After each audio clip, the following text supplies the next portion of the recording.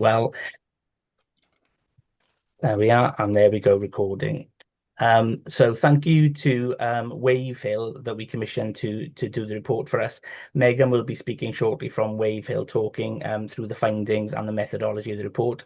Her colleague Ollie isn't here today, but I know Ollie and other team members in Wave Hill were heavily involved. So big thank you to colleagues within Wave Hill, and thank you to colleagues within Compass. Special shout out to Elizabeth on the call today, and Dan and Michael, who've led and done the hard work for us to get us here today. So thank you to internal team members, and a big thank you to some of you on the call today who actually took part in the survey, in terms of, we know how many times you were asked for information, and we'd really appreciate you taking the time to fill out the questionnaire, and for those of you who had a further follow-on interview. So a big thank you to you guys as well. Just in the context of why it's important, I mean, every 2 years we've been able to do this survey since around about 2014.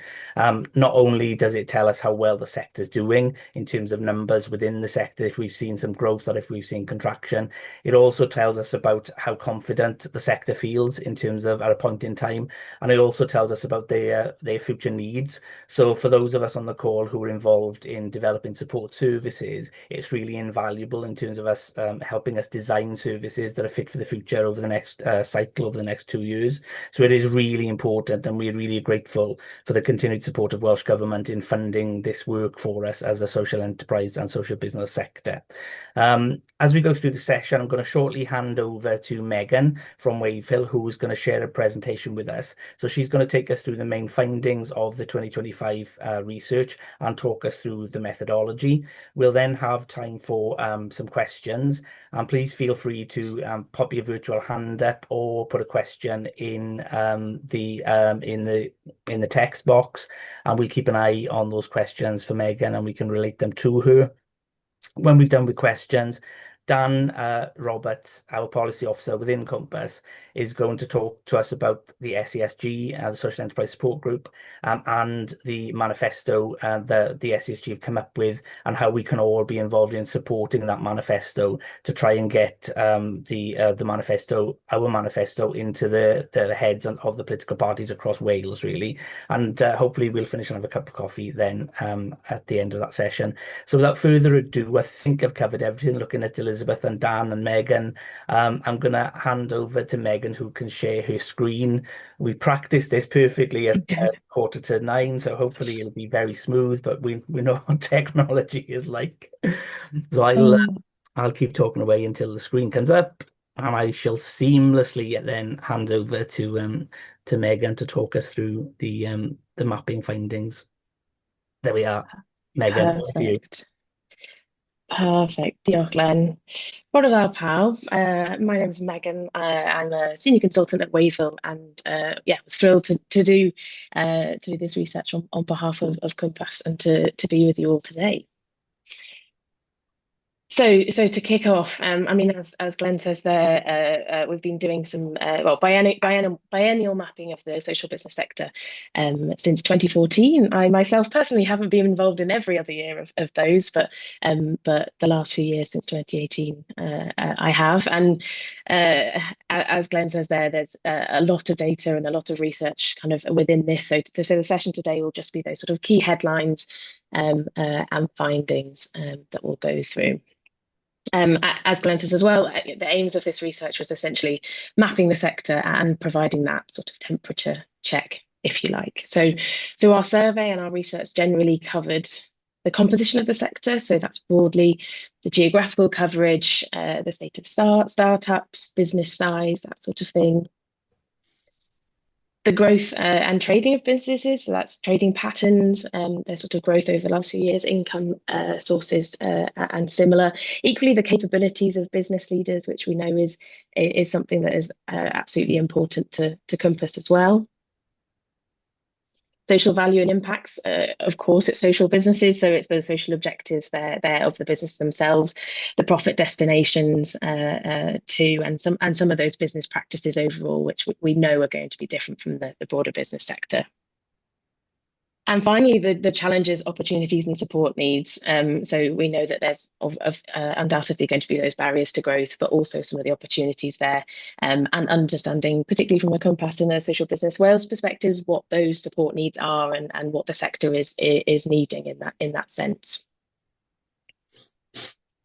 So I wouldn't be a researcher without going over my methodology, and absolutely, I think as a biennial mapping exercise, it's we've had a broadly consistent methodology over the last 10 years or so, but of course some tweaks there as we've gone along. But conscious as a longitudinal piece, there has been that consistency. So a key part of our work is the contacts database, which we've maintained consistently throughout that time. And the information on those contacts is collated from a range of sources, and that includes data from Compass, the CIC register, Social Business Wales register, and other sources as well. Every 2 years, we do that exercise to cleanse the data set, to remove businesses that are known to have ceased trading in that time, but to flag that this is one of our key challenges, really, is knowing when businesses are no longer trading is a real challenge for us. But we do our best in terms of that kind of update every 2 years. The data collection, so as I say, it's a survey, and we distribute that both online and via the telephone. My colleagues calling around if there's any social businesses on the call. So a shout out to thank you to everyone, and equally anyone that's helped with that distribution and getting that link out. It's massively appreciated, and is reflected in our sample size. So yes, thank you again there. In terms of the content of the survey, we split it into two parts. The part one is the sort of broader business demographics, the more quantitative, if you like, side of the data. Part two, then on the wider perspectives, the more qualitative, sort of richer understanding of that temperature check of social businesses.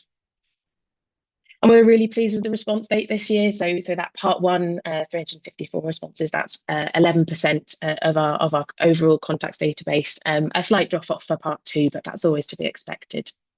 And finally, just to flag there as well, the panel. So as part of the longitudinal piece, we keep track of businesses that have responded multiple surveys in a row, and to have that kind of comparative piece, if you like. So the panel there of 38 businesses was a three-wave panel. So those who responded in 2020, 2022 and 2025. We also had, I think it was about twice that for the 2-year panel as well, to have that kind of tracking. And then analysis. So as part of that, the analysis we do, we compare with the wider business sector, because we of course know that there's going to be differences there, but also that comparison with England and the broader UK picture. So Social Enterprise UK do a similar mapping exercise across the UK, which our data becomes part of, but we don't always ahead of time have opportunity to do that comparison with the whole UK picture, but that's something that comes in due course. And then two types of longitudinal analysis done, one with the whole sample of businesses compared to previous samples. So we know that they're going to be a slightly different profile of respondents there. So we do that interpretation with a bit of caution. But then also that longitudinal analysis of the panel response. So we know that it's going to be the same businesses across the time. And so we can really get that sense of how things have changed for them.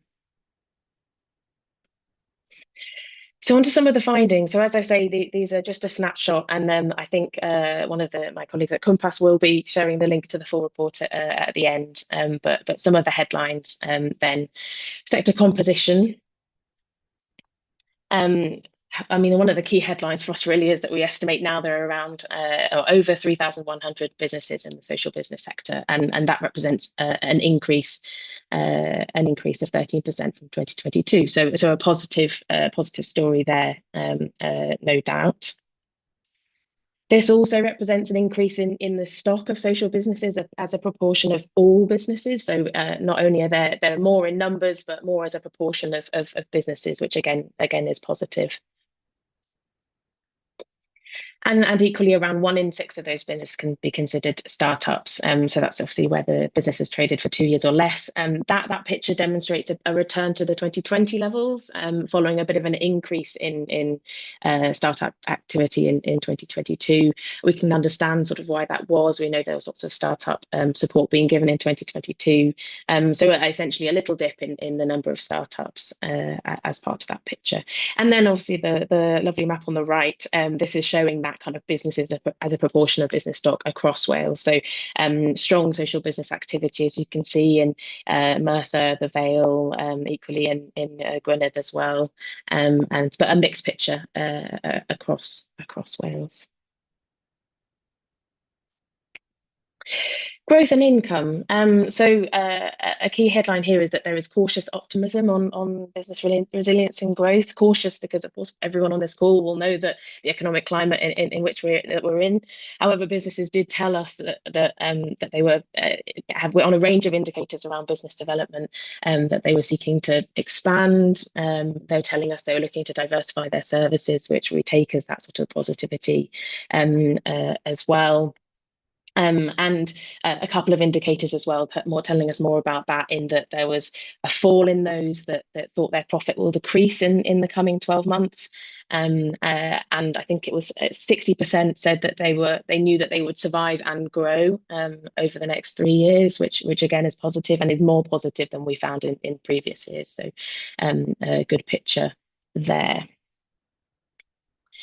In terms of income profiles then, so we found that social businesses have a consistent profile of income sources based on previous years, trading and grants continuing to be those kind of key sources.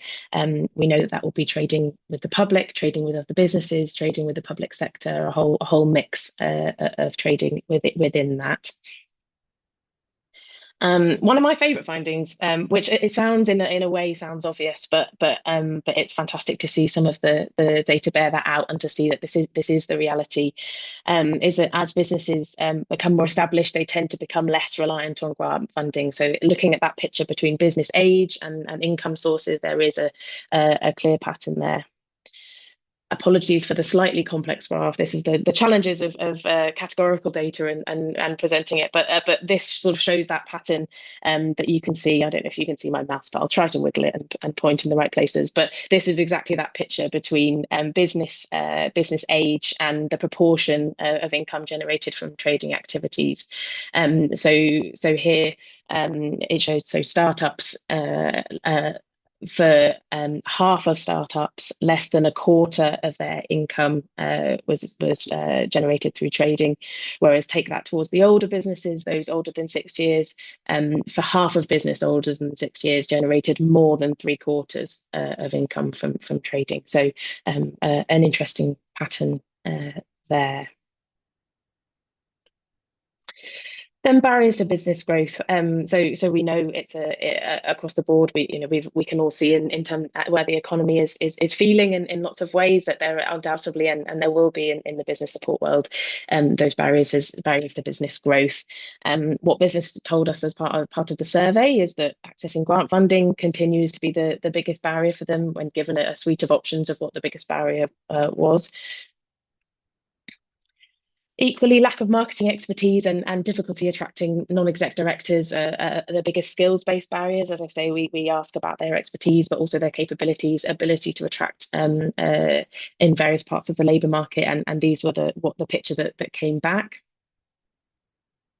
And economic uncertainty and rising energy costs are less of a concern for businesses in 2022, which of course is a positive picture. However, we all remember 2022, the kind of rising cost of living and how kind of important that was as a message. So in a way, again, this wasn't particularly surprising for us, although we know that energy costs are still high and there is still levels of economic uncertainty now, but just painting that kind of broad picture there of the changes over time.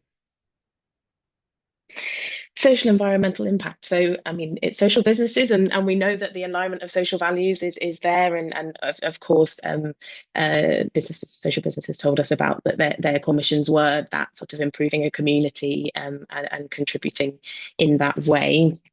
As part of the 10th anniversary of the Wellbeing of Future Generations Act, we thought it important to kind of understand, and we have been for a few years now actually, understanding how that influences the work of social businesses. And the vast majority are influenced by the Act to some extent, nearly 80%. Oops, went the wrong way. And another kind of positivity there is that mitigating climate change is an increasing priority for social businesses. So based on the 2022 findings, more are taking action on net zero. That was a 10% percentage point increase on 2022. And that comes across in a range of actions and behaviours that they're telling us they do. So that's actions on energy efficiency, on renewables, the development of low carbon plans and similar. So some real tangible efforts there to improve that, which was positive. And equally, again, this it might be something that we all feel that we know in a sense, but to see the evidence of it is also fantastic. That social businesses leading the way there on gender parity in senior leadership, with 50% of respondents saying their most senior employee was female. And of course, in Cymraeg as well, the majority of businesses then offering services in English and Welsh, around 3/4 offering signage or branding, and 2/3 Welsh-speaking staff. We'd like that to be higher, but positive that businesses were telling us that that's where they're at the moment. Business support. So this section, there was a range of questions in there in terms of understanding what businesses were needing.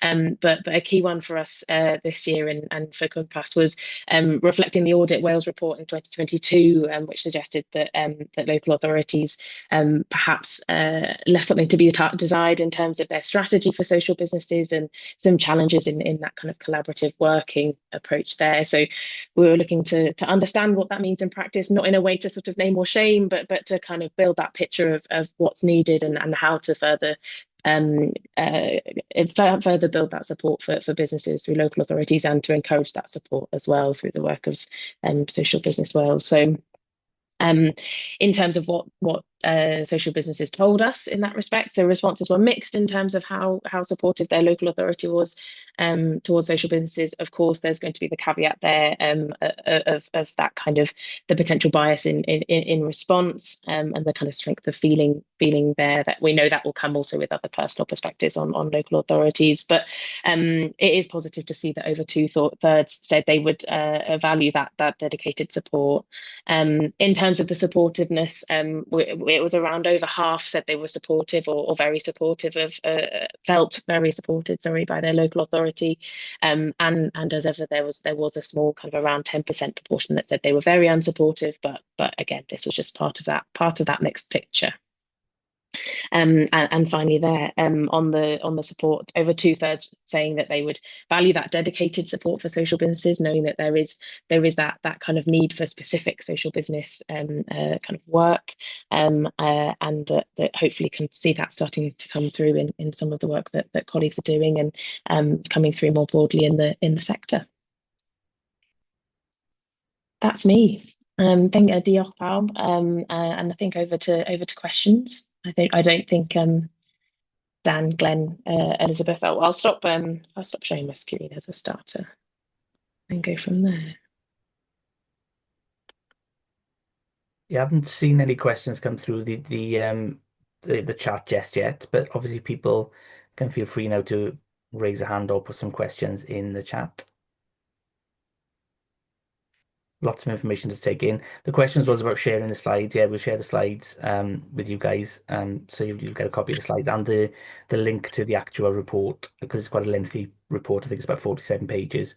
Has just been put in the chat as well.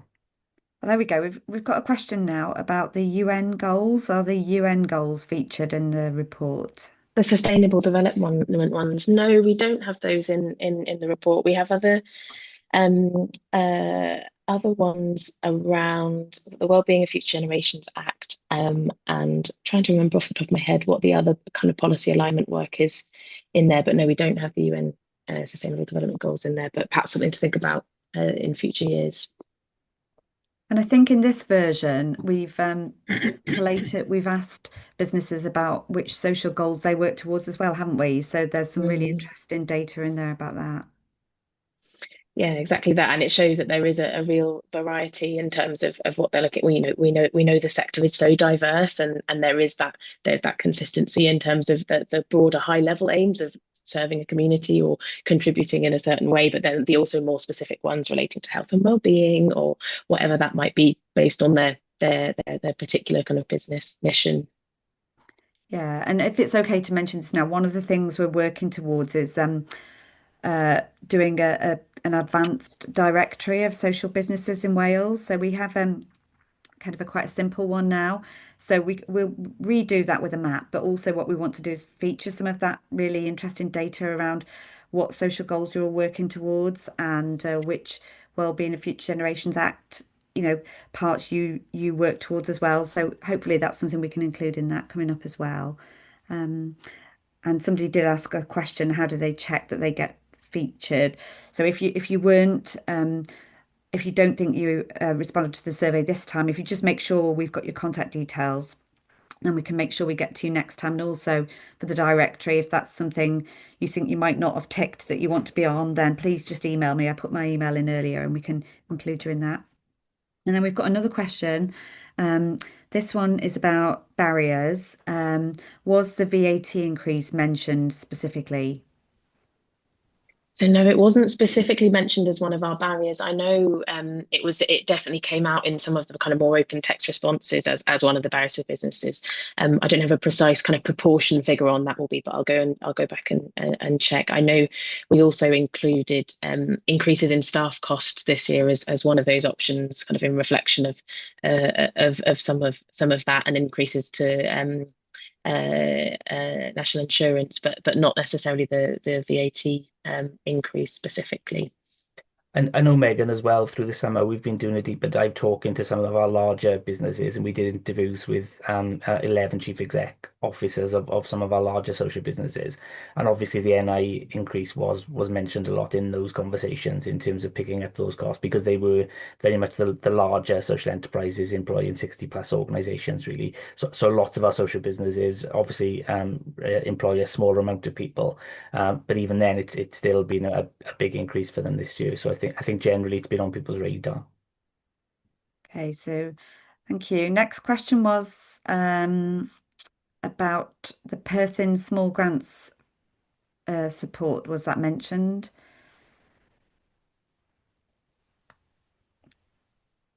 Don't think we refer to actual funders, do we, in this? No, Sarah, would you be able to tell us more about in terms of the specifics, what you're kind of looking for to see in that? Or I mean, in terms of the grants, I know there was a breakdown in the different types of grants that were available, but we don't have specifics based on sort of specific grant funders in there. But No, perhaps something to pick up afterwards. yeah, no, that's fine. I was just wondering because you mentioned the support available for social businesses. I just wondered if they had any specific support in mind. I think the counter argument, the one of the biggest challenges is access to finance, and when you dig down, particularly grant finance. So I would hope in terms of the Perthyn offer would support that as a fairly new entrant of effectively a starter grant. Yeah, but I don't think we ask for, positive things that you've found in the US. It's more of the challenges, I think. I think that's right, isn't it?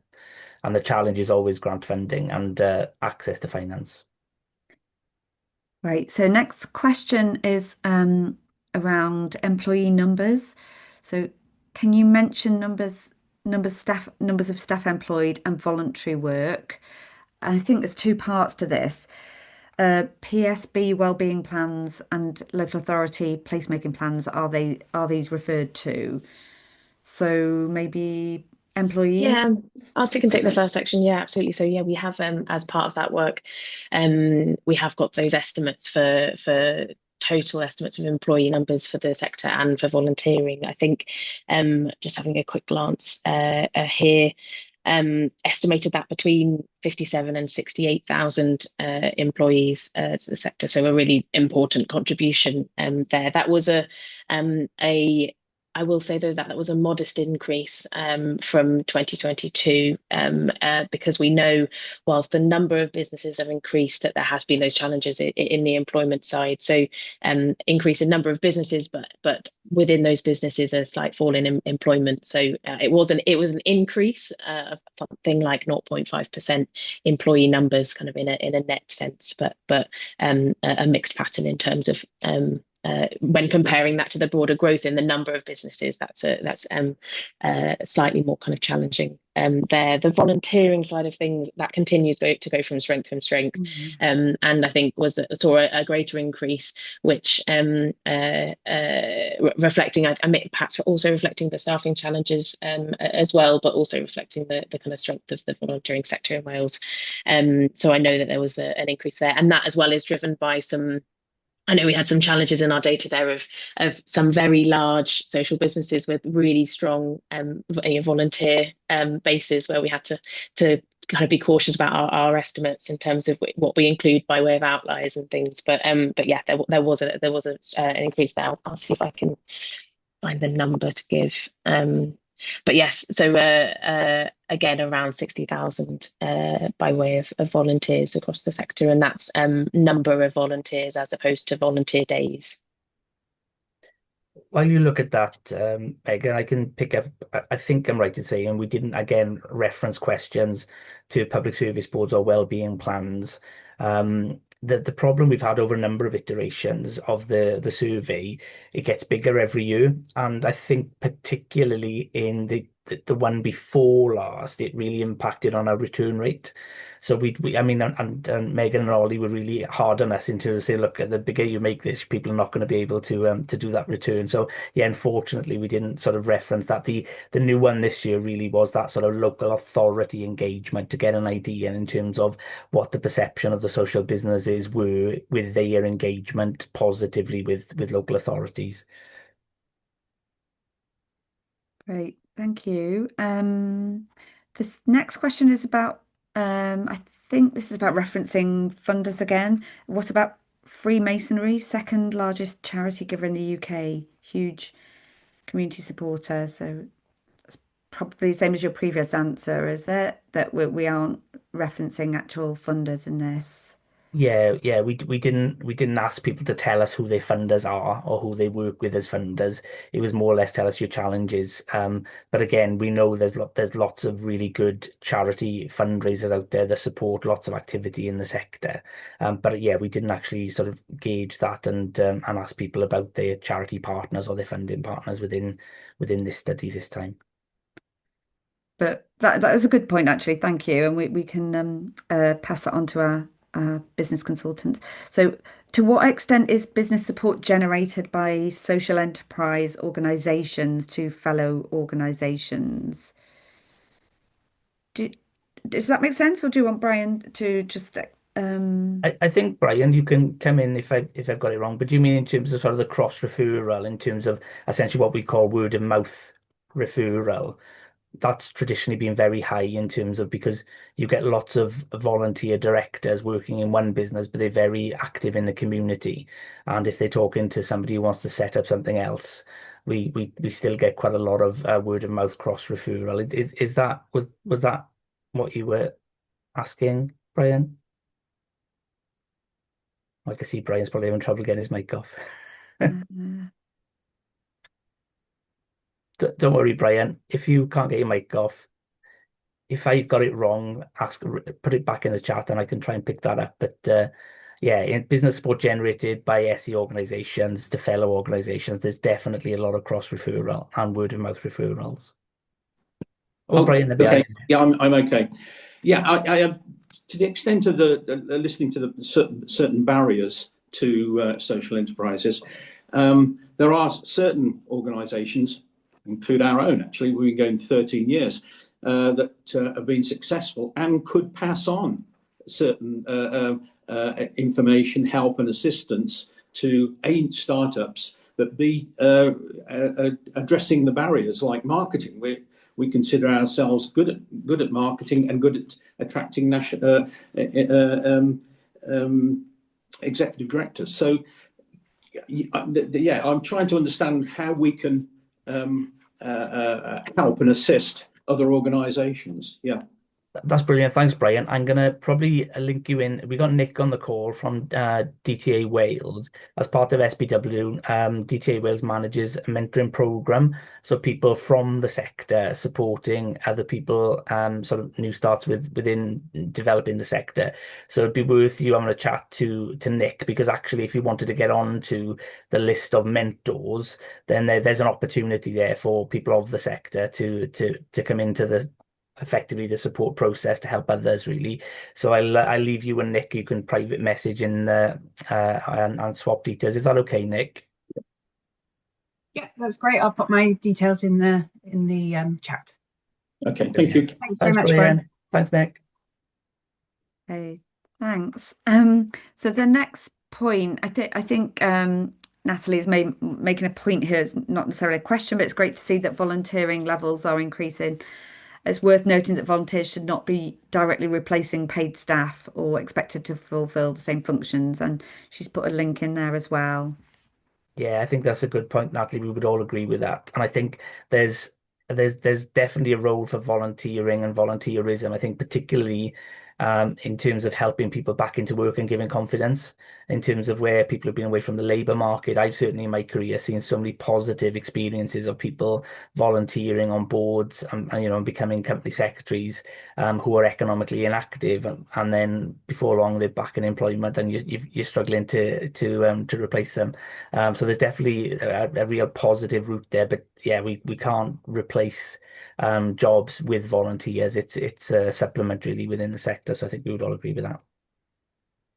And then the next And yeah, sorry, Elizabeth, just to also add to that I absolutely that is also borne out in terms of the data, where kind of looking at individual changes in employment numbers and volunteering fund numbers, there wasn't by any sense a pattern that employment would drop and volunteering would increase of the same business. So that's absolutely not the picture on a kind of individual basis as well. Perhaps slightly a slight flippant comment by me there in terms of that picture. So no, I absolutely agree. Too. Thank you. So the next question is about funding models. So is there a difference between funding of charities and other models, e.g. community benefit societies? And this is from the Salisbury Arms, I think. Yeah, I think there's probably a conversation offline in terms of, because there's some complications. Obviously, with community benefit societies, you can raise equity through community shares, which is positive, which you couldn't do in a standard charity. And there will be some social investors, social funders who are still yet to understand the positive benefits of community benefit society. So I think there are differences in terms of from a funding strategy. And I know I've got some business counselling colleagues online, and that would be something they would have the conversation with when we're setting up new social businesses, is the structure and their funding strategy and the form follows function argument, really. So that there is a difference. Yeah. Okay, thank you. So another question now about funding, and this is about, do we have further information about those challenges to accessing grant funding? I can see there's valuable data in the report, but if you have any more detail here, that would be great. Yeah, that's probably one for me to pick up. So yeah, absolutely that. And I do, off the top of my head, I know we do have exactly that, have data in the report on it. I know that there was a range of challenges there, some of them quite practical in terms of sort of time to apply, that sort of thing, reflecting that sort of broader resource capacity constraints for the sector. There was also, I think, a kind of challenges in the competition there for grant funding, and so some reports of those unsuccessful applications, and of course we know that having the time and spent to put in applications is then a real challenge for businesses. I think there was something as well around the sort of appropriateness of some of the finances. So sometimes for some social businesses, those non-grant finance might not meet their needs, but there might not be appropriate grants out there. So I think equally there, and sometimes it's that information gap of not knowing where to look and not knowing what is it. What would be most appropriate for them. So a bit of an information gap, if you like. But there was, I think, as I say, a lot to unpack within that, and equally, and we know that different businesses will have different aspects of their business supported by grant funding. So I think again, one maybe to dig into more, but hopefully that gives a little bit more detail on some of the kind of high level picture, if you like. Thank you very much. Thanks for your comments. I think the next one is about Remploy, I think, have been brought up by Maximus with a huge support structure. Are we talking to them? So I think that's one for us to have a look at. Thank you. Yeah, we'll definitely look at that. If we could check if they weren't included, but if not, we can reach out to them if they are checking that they are a social business. But yeah, I'll make a note of that. Thanks. And then Abigail from Atkins Realis. Thank you very much for your comment. Interested in supporting social enterprises in Wales. That's fantastic. Thank you, Abigail. And you're having upskilling webinars. I want to know who to get in touch with to share invites. So you can send that to myself. My email's above. So if you send us details of your webinar, we can definitely share that with social enterprises. Thank you ever so much for that. And just on that, Abigail, I know that my colleague Adam Cox in our consultancy team is also linking in with some of your colleagues as well from a social value perspective. But yeah, you can drop a line to Elizabeth and we can do some links as well. Brilliant. That's me linking in with Adam. So I'll just bring it up with him. Perfect. Thanks. Thank you. And then we have another question. Any information on the age profile? This is interesting, isn't it? Especially younger age groups engagement and any comments on future recruitment for the sector?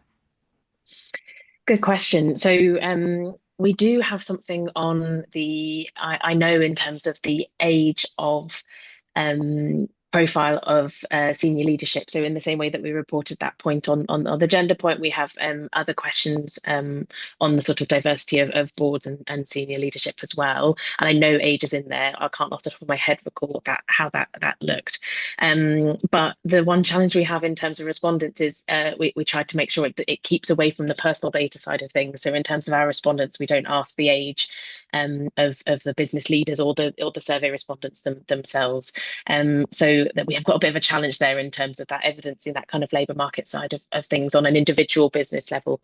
But there is a picture in there in terms of the age profile of senior leadership. But maybe pass over to a Compass colleague for a kind of general sector kind of response to that as well. Yeah, I That's mean, the kind of the data side. I'm not sure about sort of future recruitment, if we're talking volunteers or staff. But I mean, volunteers are always a challenge. I mean, and there's been a particular challenge in terms of board recruitment, in terms of, because obviously, it's such an important job and generally board members are not paid. And again, I talked about earlier on, if somebody comes in and then goes off to get a job, you've got to succession plan some of those board members. So I think, board recruitment is always tough. And we'll always have to work at it combinedly to try and get that sorted. I think, recruitment generally in terms of finding across the board, really, not just social enterprises and social businesses, but, finding the right staff is still a challenge. We've got so many people now post-COVID who are economically inactive for lots of reasons. And getting the right type of staff in. I think this is why volunteerism is really important for us, because almost you can come in as a volunteer, you grow with the organisation, and hopefully there'll be employment opportunities, and we will take on volunteers to become our employees. But it's certainly tough out there recruiting board members and getting the right staff in post as well. And the other challenge we've got as a wider third sector is that security of employment, isn't it? Because lots of our funding is related to time. So that's always a challenge in terms of the churn of staff because of the risk of redundancy that we face as a sector as well. Yeah, maybe worth mentioning as well our youth entrepreneurship program, which is operating in the capital Cardiff capital region, which is working with young people to give them social enterprise business skills as well. But as part of that, explaining about the wider role they can have if it's not running a business, it can be as a board member as well. Great. So I think this is the last one. I hope I haven't missed anyone. Please shout if we have. So are we supporting are we supporting people who want help with a side hustle? It's a growing sector today. Yeah, I think generally lots of our our clients work full time while they're developing their social business idea.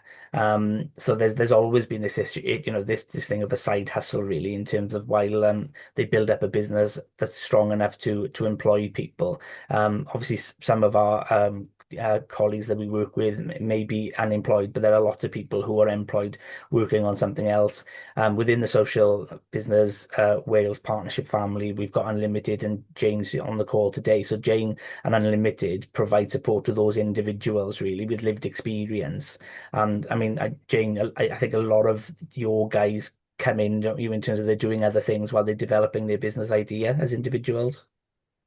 Yeah, no, certainly, Glenn. In fact, I met 3 individuals yesterday who all work in other careers, who are dedicated to the issues they're trying to address, and they're doing this in their spare time. And sometimes their employers are actually quite supportive of them doing it as well. So it's really encouraging to hear. But most then try and move to part-time employment and then eventually want to work full-time on their venture. And yeah, with increasing success.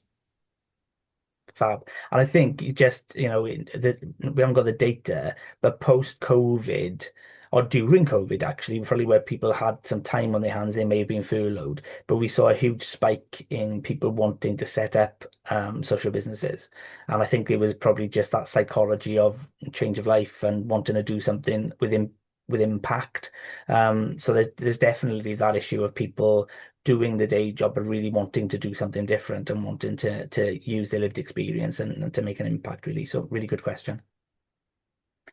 Thank you. And then Natalie has also mentioned Trustees Week, Natalie from WCVA. So that's a good idea, Natalie. We could do something jointly next year to celebrate and draw attention to directors. So if there are no other questions for now, we could move on to Dan. But thank you ever so much for all your questions, and keep popping questions in. As Megan said, anything about the research you can email either Megan directly or ourselves, and we'll get back to you. And anything that pops in your head now, and then by all means pop it in the chat. So I think Dan is going to take us through the manifesto now.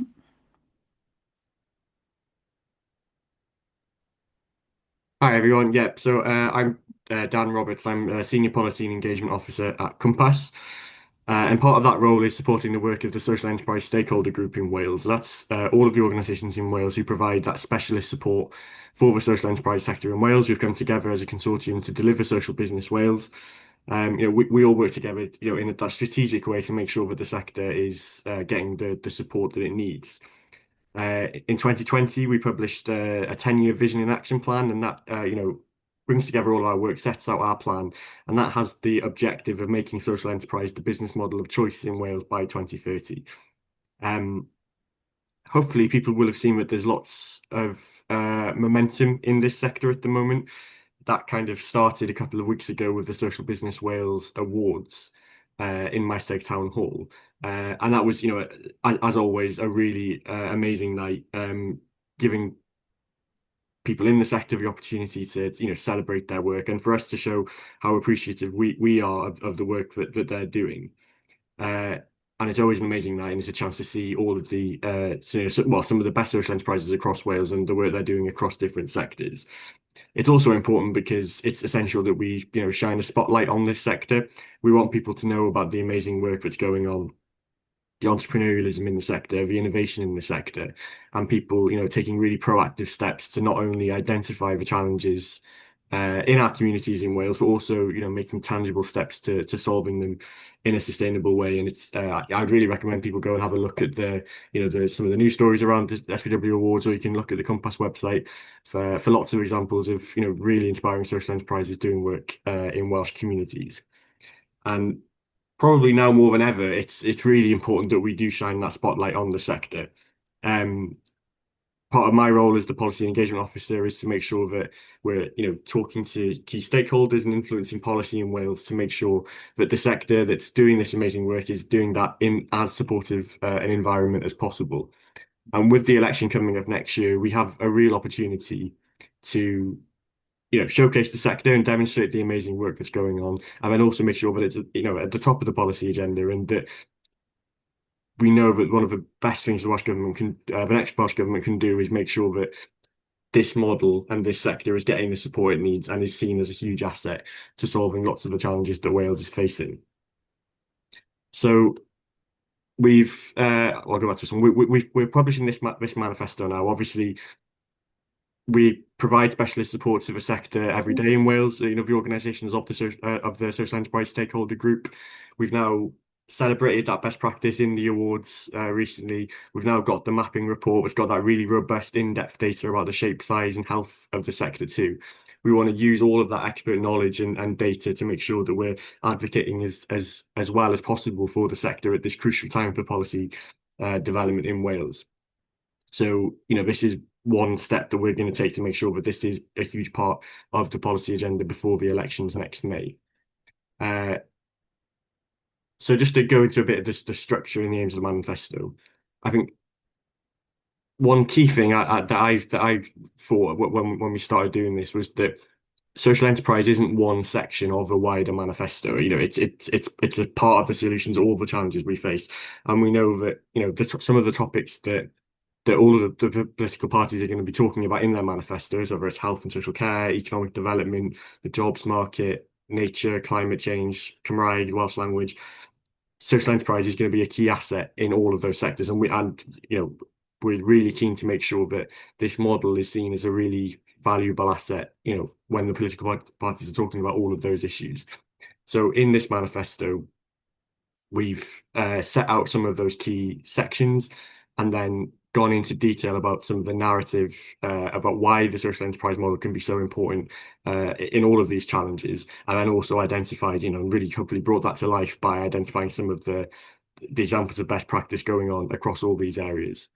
So just as a bit of an example of how that's been done, if we think about the economy. We recently had a meeting of the cross-party group for cooperatives and mutuals in the Senedd, where we heard from Dylas, a really well-known, impactful and economically successful business rooted in Wales, a really specialist business with high levels of technical expertise, creating really good jobs with that cooperative model, and really indicative of the wide array of benefits that those types of businesses can provide for communities. With that, looking at being economically sustainable and paying, creating those good jobs, but also having impact on the planet at the heart of what they do, and making sure that their impact in the local community is positive as well. So Dylas is a really great example, and promoting these types of models within economic development policy is going to be really key. Another example of the difference that the social enterprise model can make is around paying the real living wage. One of the bits of data in this report is that paying the living wage is around just under, I think, 80% of social enterprises in Wales said that that's the rate that they were paying for all staff. That's also similar to the data we see at the UK level as well. So Social Enterprise UK did a really in-depth report looking at working conditions for social enterprise across the UK, and found that while around 1 in 10 businesses across the UK as a whole pay the living wage to all staff, it's around 7 out of 10 of social enterprises across the UK. So we've got an example of this in the report, which is Le Pub in Newport, one of the few community-owned pubs and music venues in Wales that, across the UK, that pay the real living wage to all staff. And that's another example of the difference that the social enterprise model makes. Around jobs and skills, obviously, it's a huge part of the political debate at the moment around the welfare state and moving people into work for people who've been outside of work for a long time. One of the first social enterprises I visited in my current role was to Elite in Miftyddville, a really well-known example of a social enterprise, and the human impact that you see there with that business. People who are working with people outside of employment with additional needs. Thinking we can take a proactive step here, and we can create the jobs that these people can have, and we can help them to develop their skills in order to take those jobs. A really inspiring example, and a business that's going from strength to strength as well, and another really positive example of that triple bottom line model in action. And as we go through all of these topics, in the report, you'll see more explanation of how that people, planet, profit model can be a huge part of the solution across these topics. So, for me, I think it's really key. We know the political parties are going to be talking about all of these issues, and the solutions that are going to be sustainable, that are going to be just, they're going to bring communities together, is going to be through facilitating this social enterprise model. So, we're going to take this report, we'll be publishing it today. It's on our website, and we'd really encourage people to go and have a look at it. We're going to be proactively now taking these to the policymakers, in all the political parties, and showcasing why we want these values and these models to be embedded throughout the manifestos. But also, on top of that, it goes beyond the political parties as well. That's going to be a crucial part of the debate up until May. But there are plenty more stakeholders, in our communities who've got a huge role to play, and showcasing the benefit of the social enterprise model across all of these challenges is something that we really want to do. So if people want to work with us after today, and after the election, this is our kind of program for government for the next period as well. We've spoken about how social enterprise can be a key part of the solutions here, and we want to work with all stakeholders to make that case. So after we've done that, we've then set out the key asks that we think we need, and what the next Welsh Government can do to make sure that social enterprise is getting the support that it needs, to be that solution, and to be the best asset it can be in finding the solutions to the challenges Wales faces. So first of all, is around that specialist support. We've seen in the data, as Megan spoke about, that specialist support is really highly valued by the social enterprises. Having that distinct support with the experience and understanding of the differences that the social business models have is really crucial at a different stage of the business journey as well. And maintaining that and expanding that as well is going to be a really crucial thing that the next Welsh Government can do. The next one is around proactive market development. So, we do know there is a growing understanding of the value of social enterprise and the really key role that it can have in transforming the Welsh economy, but also transforming Welsh communities as well. And while we see that understanding growing, that's great. Well, the next step is to make sure that we're proactively developing the sector, so it can move into new supply chains, move into new sectors, find solutions to new challenges. Investment in proactive market development to bring people together, to do that market research, to look at supply chains, to look at sectors, and to look at the strengths and assets in communities as well. Investment in that proactive market development is going to be key to making sure that social enterprises is in a position where it can maximise the impact it's having. The next one is around accessible and appropriate funding options. As we saw, that's one of the main barriers that's been identified in the mapping report by the social enterprises, and building on the really good practice that we have already in Wales, promoting awareness and understanding of that in the sector and in wider stakeholders, and then continuing to develop those options is a really key priority that the sector has identified, and that we're going to be working with the politicians and policymakers on. Next is around community wealth building. So this is an approach that's gaining momentum across the UK, where we try to work out how the spend that we have from the public sector is maximising the economic and social value created in Welsh communities. And it goes beyond that procurement approach as well. Procurement is a key aspect of it, but it does go beyond that too. Looking at that assets that are within communities, building that community wealth. There's one line that's used a lot that I really like, which is the profit is power. And there's actually a recent blog on the Compass website that looks at that in more detail. And taking that approach and making sure that that's a key part of economic development policy is going to be really key for us, and would have huge benefits for the social enterprise sector and for communities as a whole. Next up then is empowering community ownership. The key debate around this at the moment is the role of the community rights to land and assets in communities, and embedding that right within legislation is a key debate in Wales at the moment. That's been around in Scotland for a long time. It's developing in England now as well. Wales doesn't have that legislation yet, and we're calling for that to be brought in as soon as possible. I think most people understand that as being a way of saving local assets, and we've got lots of great examples of stories of assets that are at risk of being lost in Welsh communities, and then communities come together and pool their resources and and manage to save that asset for the community, which is great. on top of that, that community ownership approach and multi-stakeholder community ownership approach is one way of maximizing the value of that asset as well. It's not just about saving it. It's also in lots of cases a way of maximizing the economic and social value that that asset can provide for the community. So we want to make sure that alongside that legislation that we're calling for, that there is that package of support to allow communities to come together to maximize the value of that asset. And that's a really key thing that we think could benefit the social enterprise sector as well. And then finally, it links back to the conversation we were having earlier about that the younger generation and the fact that we want to make sure that when young people are learning about entrepreneurship and enterprise, the social business models are a really key part of that. We need to make sure that if we're going to find the long-term sustainable solutions to the challenges Wales faces, we need the next generation of social entrepreneurs who are going to be working in Welsh communities to do that, and embedding that within education at school level, colleges, universities is key. And we've got so many great examples of social enterprises in communities that are more relevant examples of entrepreneurship than some other ones you can think of. In previous research I've done, we've looked at entrepreneurship education in schools, and we know that when young people are taught about certain international entrepreneurs who are extremely rich and don't operate in Welsh communities, it actually puts people off entrepreneurship. And when you teach people about social entrepreneurs in their local community that are making money and making profit, but are also making that social and community impact too, that's something that young people really identify with. So a key way of promoting entrepreneurship as a whole is making sure that that diversity of models is embedded throughout.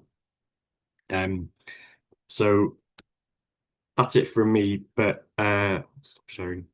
The key next thing is, of course, that we need to have these conversations, shout about how all of the amazing work that's going on in the sector, then get that to the decision makers and the policy makers too. It's a really important time for Wales at the moment.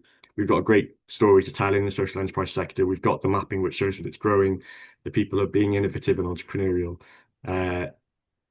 So we hopefully people can look through that manifesto, work with us. We'd really welcome a chance to have conversations with any stakeholder on the call about it, and then shout about that sector and talk about the robust data we've got behind these calls as well. Take that to the political parties and make sure that the next Welsh government does support the sector and is prioritising it and sees the value of it as an asset. So yeah, diolch yn fawr. Thank you very much. Thanks, Dan.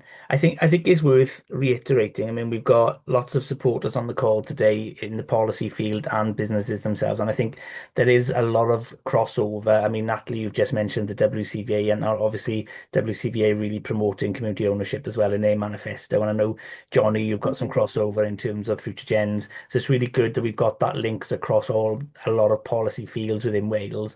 But if there are any individuals on the call today that have links to anybody who's in a position to influence any party in Wales, hopefully you can have a look at the manifesto ideas, and you can have a look at the good figures in the mapping, and you can just share those ideas and try and feed them in wherever possible, so that actually whatever the shape of the next government in Wales, we will have supporters. Let's not underestimate the amount of new elected members of Senedd that we are going to have. Some of them will have never been involved in this level of governance before, so if we know them, we can reach out to them and tell them all the good work that the social business sector in Wales is doing, so we can hopefully educate them for their future role as Senedd members in Wales, really.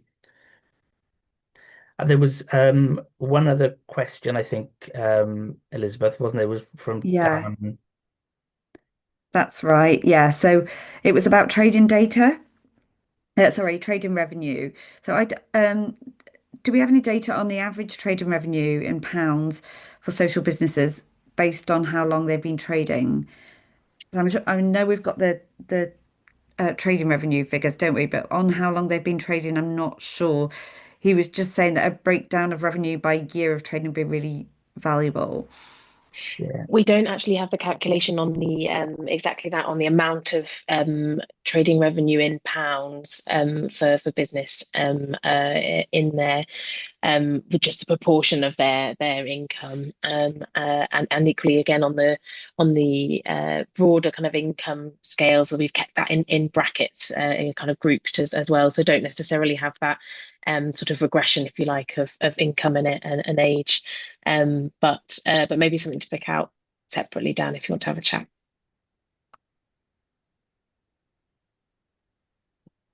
Brill. I think we may be getting some time back, people, in terms of, because I think we've Dan, you're done now in terms of your manifesto and SESG conversation. So if there's no other further questions, we may be able to grab a coffee and get a quick half an hour back in our diary. So last call for any last minute questions or observations. Yes, could I didn't want to type it because it's quite lengthy, but we've seen this year a real refresh of emergency resilience. So previously we've seen lots of done to community action plans. And yesterday's outage of cloud infrastructure is a good case in point. And I'm not seeing in any of the manifestos or conversations the role of community owned assets as a way of reaching communities to make them resilient. It's something I feel quite strongly about. And obviously we've got a few bodies on the call here who are putting manifestos forward. And it feels to me like a gap. We've offered to host, I mean, obviously we're a pub, so everybody wants to hold meetings where we are. But we've offered to host our local emergency resilience planning team just to listen, just to see how what we're doing can be part of the solution. And that feels to me like a gap. I know that we're a relatively new sector, communities owning their pub or owning their village hall or that type of thing. But I'd really like to see that as part of the conversation, because I think you're starting to see a recognition that you can have a very top-down approach to keep people safe, whether it's a climate issue, whether it's power outages, a 1 in 100 years storm that affects rural communities like ours. And I'm not seeing that conversation happen. Maybe it is, maybe I just haven't spotted it, but I'd like to appeal to everybody that's putting these conversations forward to the Senedd that we're making ground. As I say, we're hosting the team. They've given us almost like a pro forma plan that we're not then part of a problem. As a little village on a mountain in North Wales, we become a little bit more self-sufficient, as well as training to be self-sufficient. And I just wonder whether anybody has a view on that. I know everyone's excited now about leaving early and not having too much time back, but I really would like to put that out there for the people that are having those conversations into our government. No, definitely. It's a really good point. I mean, the technical bit is that call for legislation around community asset. That's the sort of dry bit in terms of let's get legislation that will force a government to look at this. I think in fairness, there's a lot of people who get it. There are a lot of people who understand the benefit. I mean, whenever we get an opportunity to take a member of Senedd or a cabinet secretary to a community-owned pub or a community-owned asset, they're blown away by the impact that is having on that community. Yeah. But you're certainly right. I think it's within all our jobs, really, isn't it, to shout loud and proud, really, in terms of that sort of democratically owned business and what they are doing to improve their communities to do it. And I think, Dan, I don't know if you want to come in, but at the moment that manifesto ask is primarily around that legislative change. There's also about continued support, I suppose, so continued support so we can help communities to raise community equity through community shares, to purchase buildings and purchase assets to do that. But yeah, I think we all just need to shout loud and proud, don't we, really, about it? I think, one important thing as well is that the Welsh Government is currently, there was a commission looking at this and looking at the legislation in Scotland, especially, and seeing how that could be applied to Wales. So we're expecting the results of that to come out soon, I think. And I imagine that's going to be a big part of influencing thought around this as well. So this is something that a lot of organisations have been speaking about for a long time in Wales. Obviously, we've heard from Natalie and the WCVA perspective on it. There was a Senedd committee, Housing and Local Government Committee inquiry looking at this a few years ago, which kind of led to the commission. So there is a growing kind of understanding of this, and it's on the agenda. But it's political time at the moment, and like Glenn says, we need to be showcasing the importance of this and the value it can have, and showing why political parties should be prioritising it, I think. Yeah, and Natalie, that's brilliant, like you say, in terms of the community resilience piece within your manifesto ask within WCVA. Brilliant. Oh, Dan has just snuck another question, Elizabeth.